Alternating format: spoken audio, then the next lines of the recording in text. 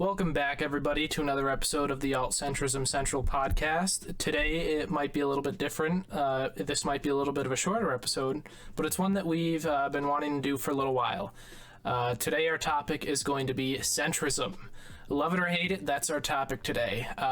With us, we have a brand new co-host, rising up in the ranks. Ellie, would you like to introduce yourself? Sure, thanks. So, I'm Ellie. I'm a unity person, black flag anarchist basically, with a little bit of a concentration in anarcho-capitalism. I have a very big focus on politics and culture, which is why I love being here on this podcast. Thank you very much. She's also a former reporter for 71 Republic, as well as Peyton, our other co-host, also is here today.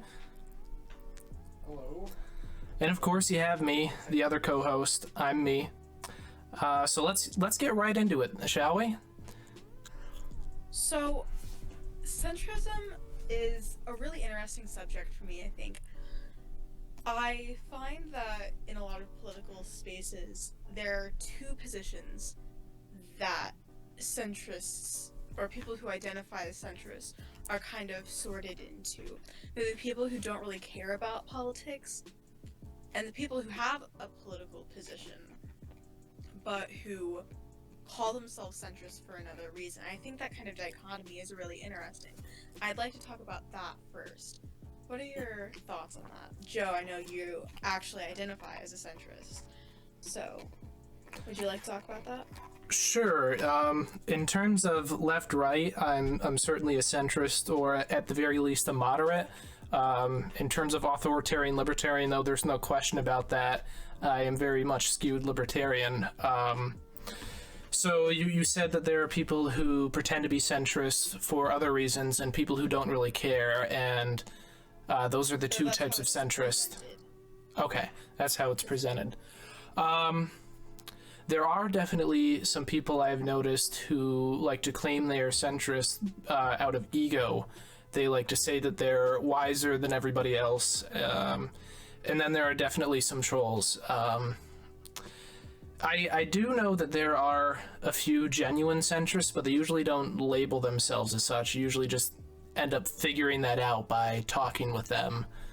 But something you mentioned a little bit, the people who pretend to be centrist or don't really care about politics, that's something that actually kind of interests me a little bit about centrism. It's the part about centrism that everybody seems to hate, and there's a lot of hate for centrism. But as an insider looking in, I might have a different perspective on it. So I kind of want to hear from you guys what you guys think people hate about centrism. Peyton, what are your thoughts? So people will be very interested and may have picked up on from watching a few episodes of the podcast. I am not a centrist by any means. I am pretty much the antithesis of a centrist. I consider myself an extreme views. But the reason why I'm a co-host the Alt-Centrism Central podcast, why we called it Alt-Centrism Central podcast, is not because even we are genuine centrists, even though Joe largely is on a lot of issues, other than when it comes mostly the balance between the authoritarian and libertarian scale, is more because the word centrism invokes a lot of feelings. I find from people who are more on my end, who are either self-labeled extremists or are extremists in the sense that they are very far to the left, very far into their ideology, have a huge disdain for centrists because it's usually associated with principled, lacking principles, and just kind of choosing the compromise. You know, people like myself tend to see compromise as a bad thing. You make an interesting point there. Basically, what I heard from that is that because centrists like to compromise or say validate both sides, people with radical views might not like that because it validates their opposition, which they completely disagree with. Now I can see that's why people might hate centrism, but I guess what I was getting at a little bit more is kind of the meme of it, that centrists kind of sit on the fence post and don't really have any true opinions. Not that they don't really care per se, but that they are ridiculed because they do not take opinions. Right, exactly.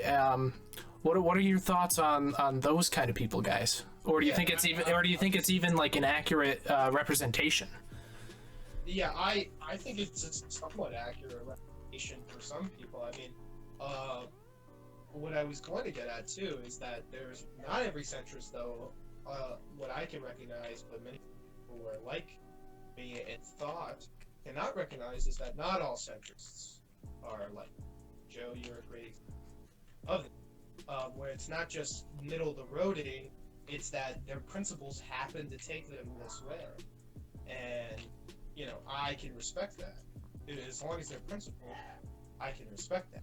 There are definitely fence sitters who call themselves centrists because it makes them think they're enlightened, which is really where we get the name of the podcast and the meme around it. Is this the meme of the old alt-center, enlightened alt-centrist person who thinks they're above everyone else intellectually because they're not partisan. They don't choose a side.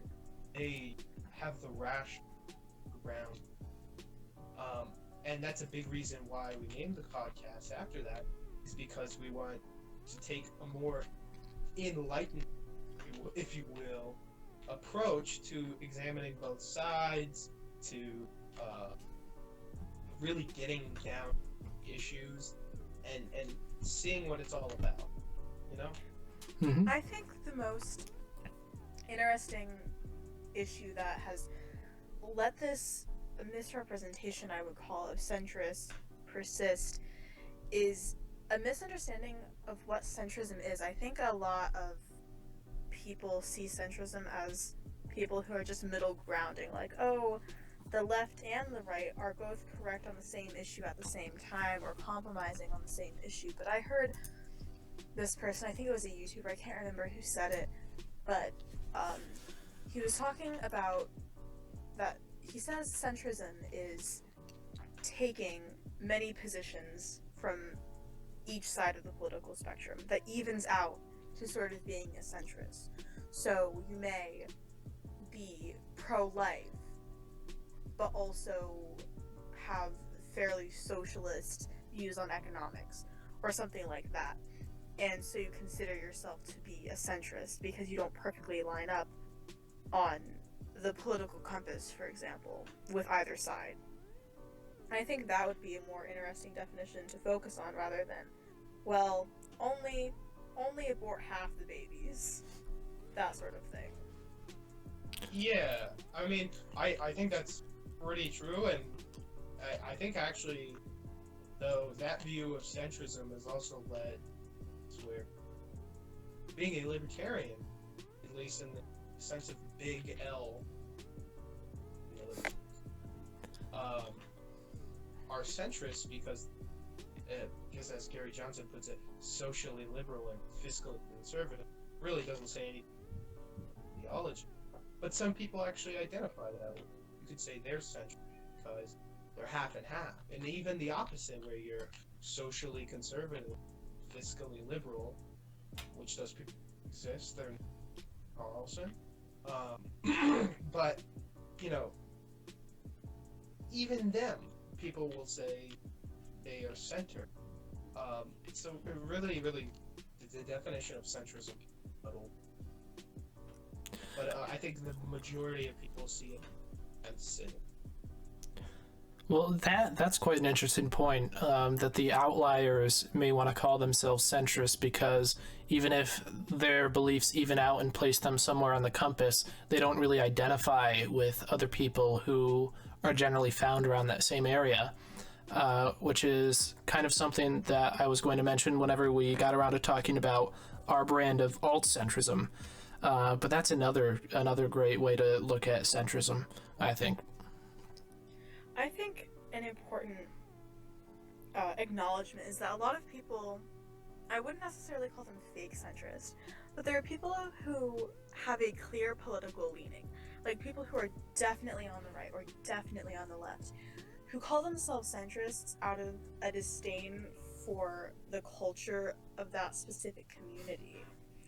I think in 2017 called myself a centrist because I was a like liberal leftist Bernie person, and I was dissatisfied with mostly feminism. So I was like, well, I don't agree with this, so I must not be a leftist. I must not be part of this crowd, so I guess I'm a centrist.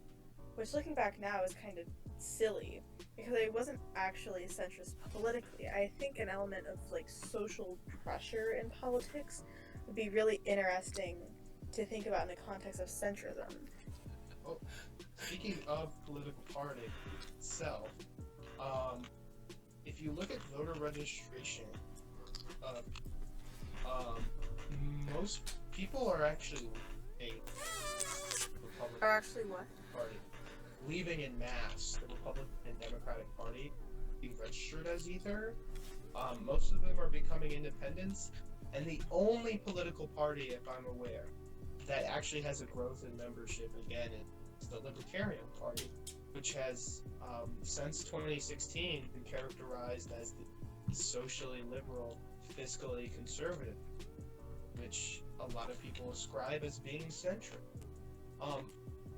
So I think there is that social pressure, especially in our era of where even if it isn't actually hyper-partisan, because I'm sort of skeptical of it being hyper-partisan, because plenty of times in U.S. history where we had simple partisanship, but in this era of where we're told it's a hyper-partisan era and you need to pick a side, I feel like a lot of people have this pressure, they don't like the culture of their sides, just completely ignore them. I do kind of want to... Independent or centrist, which I think have become... Yeah, I do kind of want to touch on that, on the topic of those centrists who identify as centrist because of social pressures. The way that you described yourself in 2017, Ellie, was really interesting to me, because when you think about it, by identifying as a centrist because you despise a certain type of culture, you're still identifying with that culture. You're just identifying with the counterculture or the inverse culture. And that is something that our brand philosophy of alt-centrism is staunchly against, this idea of tribalism or picking sides. It's not that we despise opinions, not at all, but it's that we don't like it when people take sides on things. And what I mean by that is, if you ever look at partisanship, you will I'm sure that you, Peyton, Ellie, you guys know people in your lives who do not really think for themselves. They just go with whatever their party says. You know, somebody who is what's the word I want to use here? A hack, or say like a sheep. You know, somebody who just follows whatever the general trend is, and that is not productive whatsoever. So really, you know, what alt-centrism really comes down to is a rejection of tribalism, I think, which, like I said earlier, means that alt-centrists can find themselves all over the political compass. That's really about it. If you have opinions, fine, great, but don't identify with sides, because there's a, this has been documented in science too, with studies of sports psychology and things like that. There's a part of our brains that likes to identify with groups of people. It's a survival trait, actually. But what happens there, like as Peyton mentioned, is hyper partisanship, and we lose our way. We become loyal to a group or an identity instead of loyal to our principles, and that will be the downfall of society, and it has been in the past. I think. I think it's interesting, your stance on sort of the alt-centrism idea, that it's a mindset, not to be cliche, but it's a mindset rather than a real political affiliation, which I don't actually know what I think about that. I think it's a good way to organize people, actually. But I do think it would have the issue of creating a secondary tribalistic nature, which I don't necessarily think is a terrible thing. However, I think it's something to consider. Yes, I kind of see what you're getting at, and I've thought about that too. Kind of like, once you've developed this mindset, now you're only in it because it is the mindset, it is the idea that you've committed yourself to. And that's difficult, to be honest.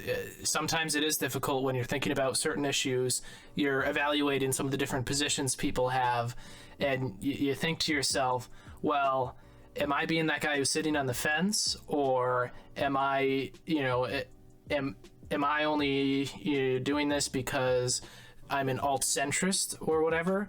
And it is difficult, but you kind of have to have that self-reflection part of you to kind of be aware if you're not thinking about things in depth and in context, and you're just going with what the group goes with.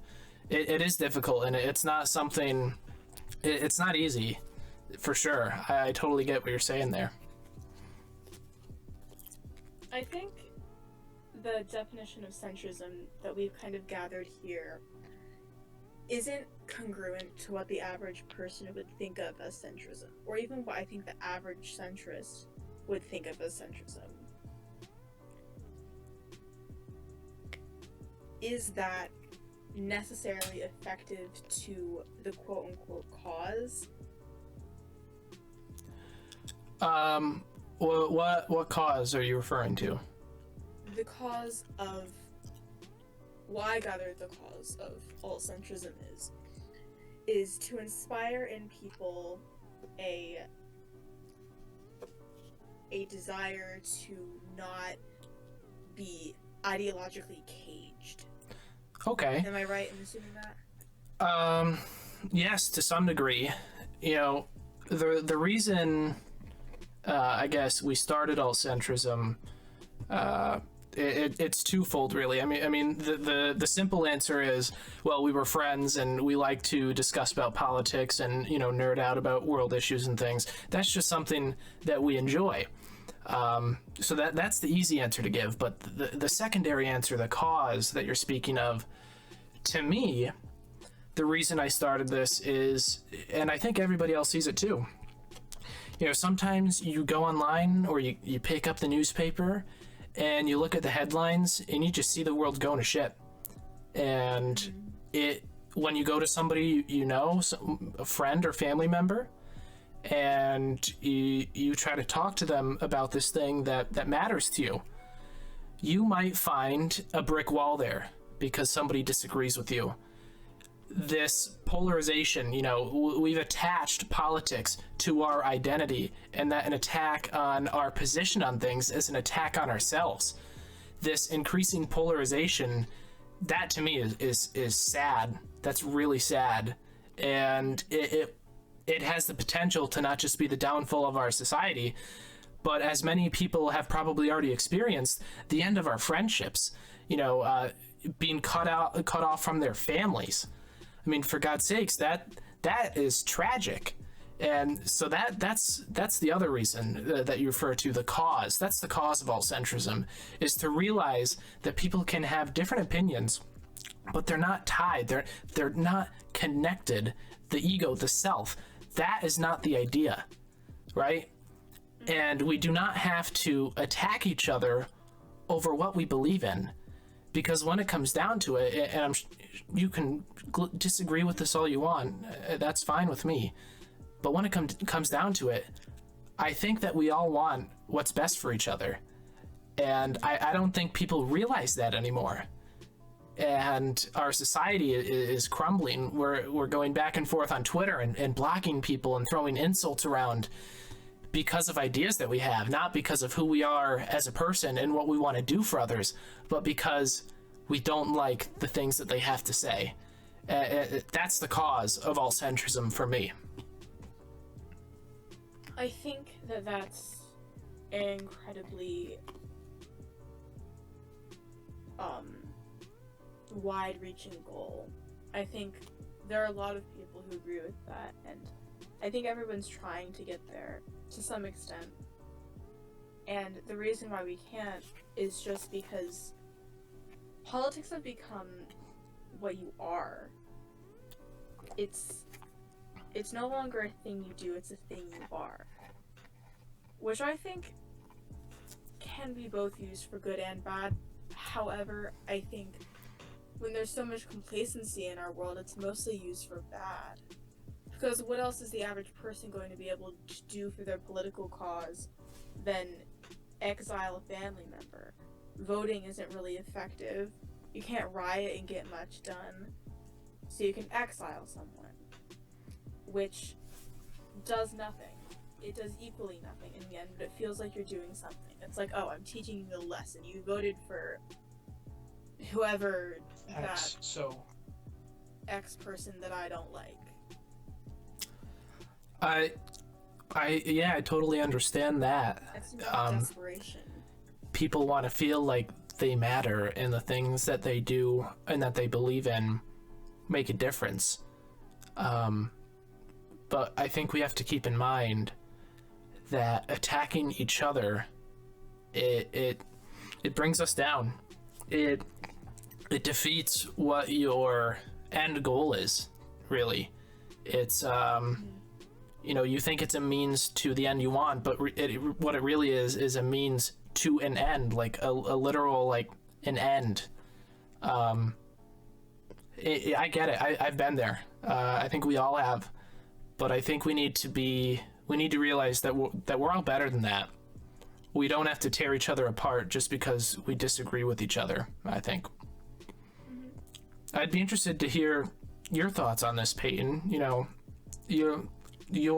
What was your passion, driving goal, your cause for throwing your lot in with alt-centrism?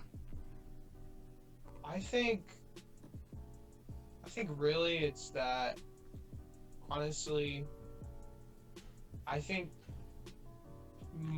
the biggest thing for me when it comes to alt-centrism is that kind of what you said, but honing in and more on a specific.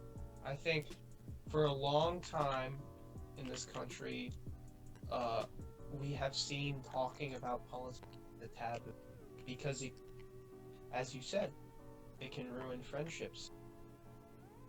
That's really, really unfortunate that even happened. But I think that happens because it is a taboo.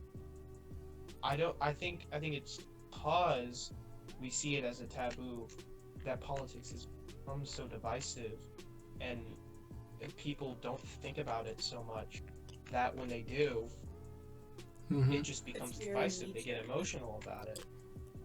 Yeah, they have knee-jerk reaction, and it destroys friendships, it destroys familial relationships, it destroys all kinds of. Yep, and you touch on another topic that's close to my heart, of censorship. Basically, when you suppress something, you make that thing very powerful.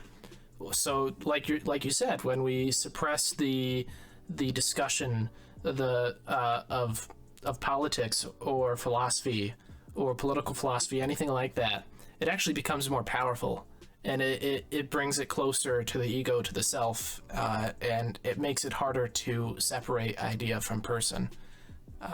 You make a very good point there. Yeah, and I think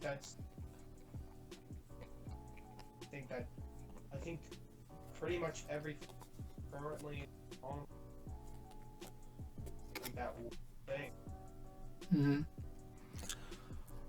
factor wrong with it. So, Ellie, I would like to hear, Peyton and I have both spoken about it a little bit. Your thoughts on centrism and alt-centrism, and I know that you said before you identify as an anarchist Unitarian or something like that. Something like So you can go ahead and talk about that if you want, and you don't have to support our idea of alt-centrism if you disagree with it. That's totally fine, but I would like to hear your thoughts on centrism and alt-centrism. I think for the average person involved in politics, the notion you two have of alt-centrism is incredibly productive. Like, if someone in your family is a Republican and you're a Democrat and you decide to annex them from your lives, that's a terrible decision. It's unnecessary as well. I think it even works for those at the bottom of the political spectrum or a political compass. However, I think if we're granting any legitimacy to authoritarian ideologies, which I wouldn't necessarily do, but I understand that they exist in the world, that wouldn't be as applicable, but perhaps alt-centrism is a even more so valid idea because it doesn't allow for authoritarian ideologies to be present. I disagree with the notion it doesn't. I see what you're trying to say. All of us here are very much anti-authoritarian, but I don't think that alt-centrism would necessarily reject somebody who has authoritarian views, unless their intentions are not for the benefit of people. Exactly. Yeah. So, of course, we see it as the outcome is definitely going to be detrimental to people. But I think people have a hard time getting past, their view of things when we encounter somebody who disagrees with us. And oftentimes, I think that they really do have good intentions to help people. And if we can start there, if we can start at that common level of something that we agree on, I think we may find that there is some room for authoritarians, at least to engage with them and talk with them. I don't think that we need to remove them completely. But that doesn't make it. Anyway, I see your point. They are certainly the hardest ones to engage with, but I still think it's possible. Yeah, I think there are certainly degrees. I think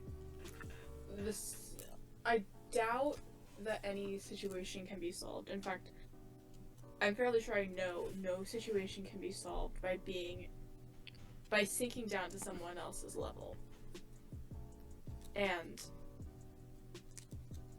treating them in the way that you see them treating you. Mm-hmm.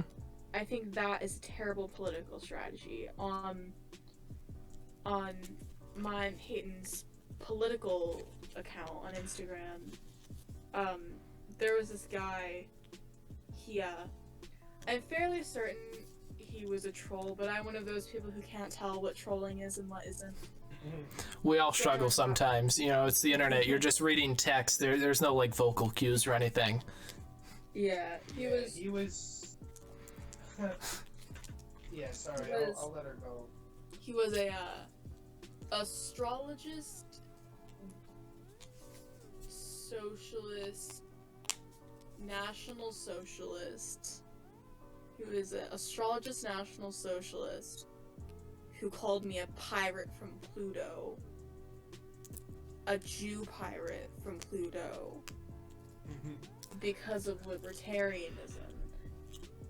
So I'm leaning that he's a troll, but he was mentioning real books, which I assume he was fairly convincing if he was a troll. Huh. Like, he must have done if he was a troll, he'd done a lot of. He was mentioning books that actually existed, which I assume real people have read.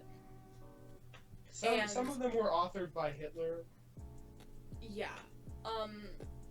So, with those types of people who, if their ideas were put into action, would objectively be a threat to most people's lives, I would consider whether or not the philosophy of alt-centrism would be productively used on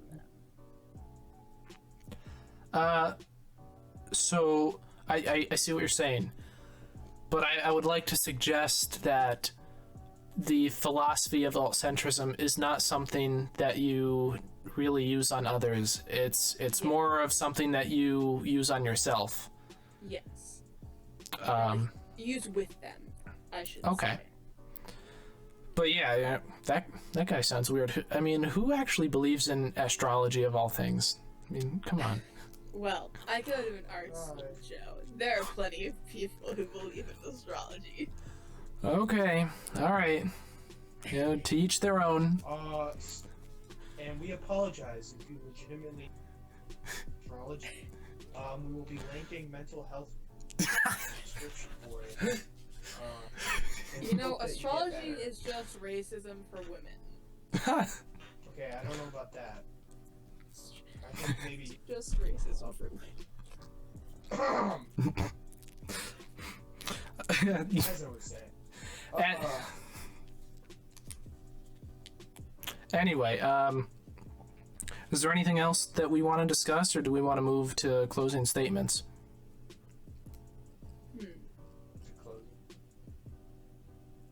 All right.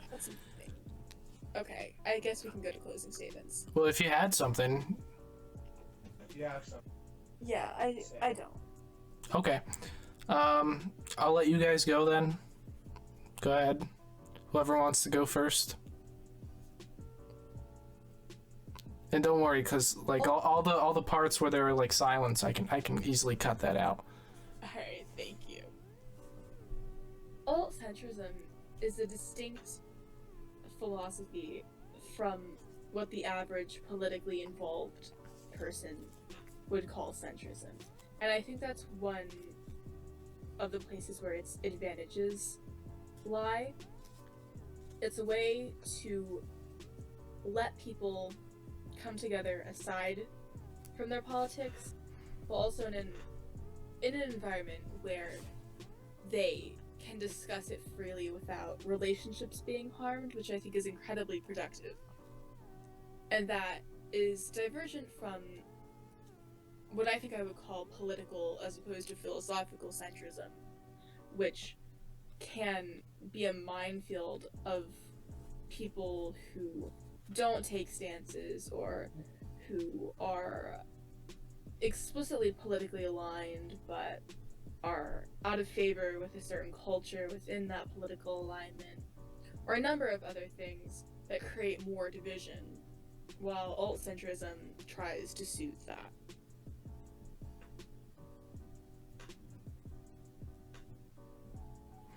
Yeah, very well said.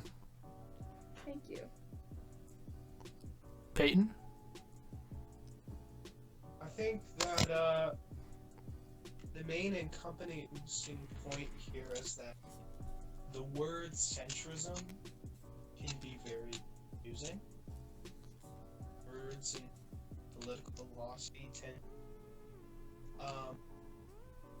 But I think when it comes down to it, centrism, and by extension alt-centrism, is less about being middle of the road, having a political idea, as it's taking into account different points of view, about giving each side a fair chance, and from it developing your ideology further, and by proxy growing. That's what You cut out just a little bit there at the end. Yeah, essentially what I was saying is you grow. Okay. From this experience. Yeah, well put. So, this episode was certainly a little bit shorter than the usual, but that's okay. We'd like to start making things a little bit shorter, a little bit easier to digest. But anyway, so some closing thoughts that I have. Let me start off by saying this. I think that to be human is to err. I'm sure many of you have heard that expression before. We make mistakes as humans. So I would implore everybody listening to think that, you're human too. You can make mistakes. I've made plenty of mistakes. I've had ideas that I now think were wrong or not productive or what have you. But to really understand that and to accept that somebody who you disagree with, they might be wrong, or you might be wrong, or maybe both of you are wrong. That's something that I think centrism takes into account to some degree, even if it's the guy who sits on a fence. But that doesn't make them the end-all be-all wisest. As Socrates said, what did he say? What do we really know? We know nothing, something like that. So to pretend that we're wise is I think kind of foolish. So when it comes down to it, I would implore everybody to just accept that people make mistakes, and really that's about it. If we can separate the idea from the ego, the idea from the self, if we can make politics something less taboo, if we can take away that power of censorship, then we can stop this polarization, and we can really get to the heart of the issues and be productive. We can recognize that somebody who you disagree with, somebody who you would never ever want to be in a position of power, if we can recognize that they might want the same thing that you want, the end result being good things for everybody, then I think that we can really start making a difference. We can stop looking at the news and shaking our heads and having this feeling in our gut, knowing that the world is going to shit. If we can accept that there is hope for people, if we can separate ideology from self, then I really do think that we can fix just about anything we put our minds to. Of course, it's not going to be easy, and people are always going to disagree. That's fine. But if we can really do that, if we can see that we all want the best for each other, then I think that the world would be a much better place. And that's really all alt-centrism is to me. Whether it's Ellie, who's an anarchist, or Peyton, who is sometimes all over the place. I mean, heck, he used to be a communist. I think he said that on the podcast before. Yeah, that was a long time ago. Look at us, though. We're vibing, we're chilling, as the youth say, right? We can get past our differences, people. It takes some time, it takes some effort. You have to work on yourself, I think, and just know that, you know, you don't have all the answers. I certainly don't have all the answers. You know, there are lots of things that I don't know. What the hell are we going to do about this new situation with Iran? No clue right now. Okay, but yeah, that's about it. Sorry for my rant there, but I think we really need to accept that to be human is to err, and we need to accept that, and we can use that to make ourselves better, and then by extension make the world a better place. That being said, you know, thank you for listening. This is not intended to be like a channel trailer or anything like that. This is a normal podcast episode, but thank you for listening, and have a great night.